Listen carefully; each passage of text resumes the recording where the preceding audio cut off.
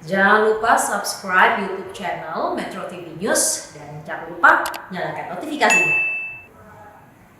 Pelaku bom bunuh diri di Gereja Katedral Makassar diketahui dilakukan pasangan suami istri yang masih berusia 26 tahun atau masuk dalam generasi milenial dan tergabung dalam kelompok Jamaah Ansarut Daulah atau JAD. Seberapa besar pengaruh JAD mengubah pola pikir generasi milenial?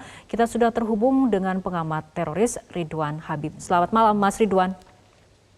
Selamat malam Mbak Fitri. Ya, Mas Ridwan melihat profil dari dua pelaku bom bunuh diri kelahiran tahun 95 dan merupakan pasangan suami istri yang baru menikah 6 bulan dan juga terafiliasi ataupun bagian dari kelompok JAD. Apakah memang terjadi regenerasi di dalam jaringan JAD itu sendiri untuk menjadi seorang pelaku bom bunuh diri? Ya, JAD ini memang punya karakteristik menggunakan family, hubungan kekerabatan atau hubungan keluarga sebagai eksekutor serangan ya. Kita ingat dulu pada tahun 2016 ada sepasang suami istri Dian Julianovi dan suaminya yang akan menyerang dengan bom panci di Istana Negara. Tetapi alhamdulillah berhasil ditangkap lebih dulu. Dan kemudian 2 tahun berikutnya 2018 ada keluarga Dita yang menyerang di Gereja Surabaya. Bahkan tidak hanya istrinya tapi juga mengajak anak-anaknya.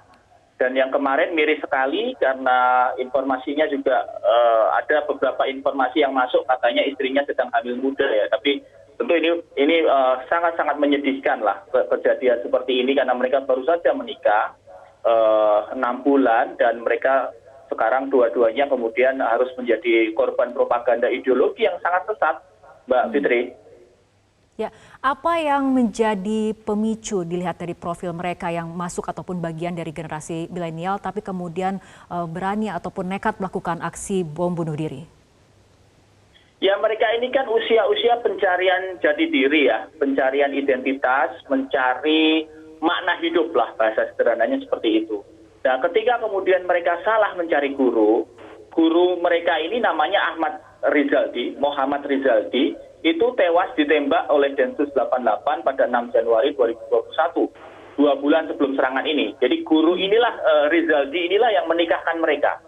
Jadi memang ini ya anak muda yang salah mencari patron, anak muda yang salah mencari bimbingan, sehingga kemudian menganggap bahwa satu kegiatan yang keji itu suatu tindakan yang mulia.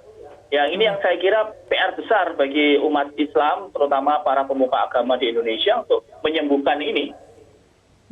Ya, Mas Ridwan, jika ada kemudian Anda mengaitkan dengan terduga teroris yang sempat diamankan di Sulsel ataupun yang tadi Anda katakan seperti itu, apakah artinya ada motif aksi balas dendam di balik aksi bom bunuh diri di Makassar ini? Ya, patut diduga ada, tapi yang pertama mereka ini jelas punya satu keyakinan, suami istri ini meyakini bahwa mati dalam serangan seperti itu mati mulia, ya. Apalagi mereka menggunakan momentum bulan Sya'ban, momentum bulan yang dimuliakan, menjelang bulan Ramadan, ini bagian yang saya kira ideologi seperti ini yang kemudian harus diperangi.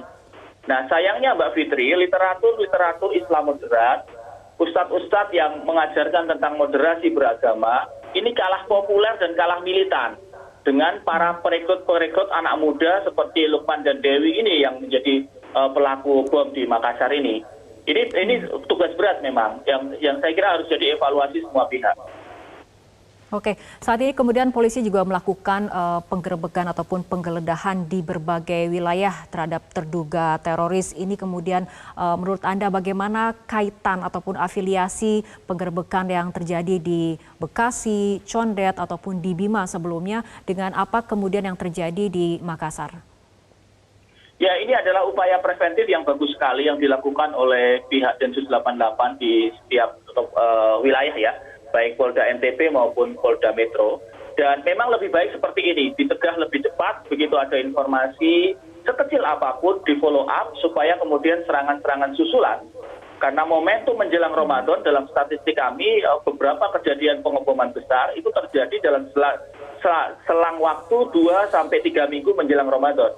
Kita ingat bom Kampung Melayu pada tahun 2017, kemudian bom Gereja Surabaya juga sama, 2-3 minggu menjelang Ramadan. Jadi apa yang dilakukan oleh Polda Metro Jaya, kemudian Polda NTB dan jejaring lain yang sedang dikejar, Ini merupakan tindakan yang patut diapresiasi.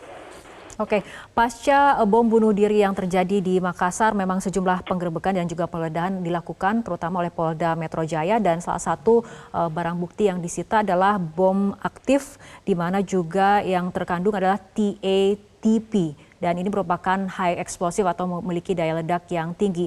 Menurut Anda, apakah memang akan ada rencana serangan susulan selain kemudian di Makassar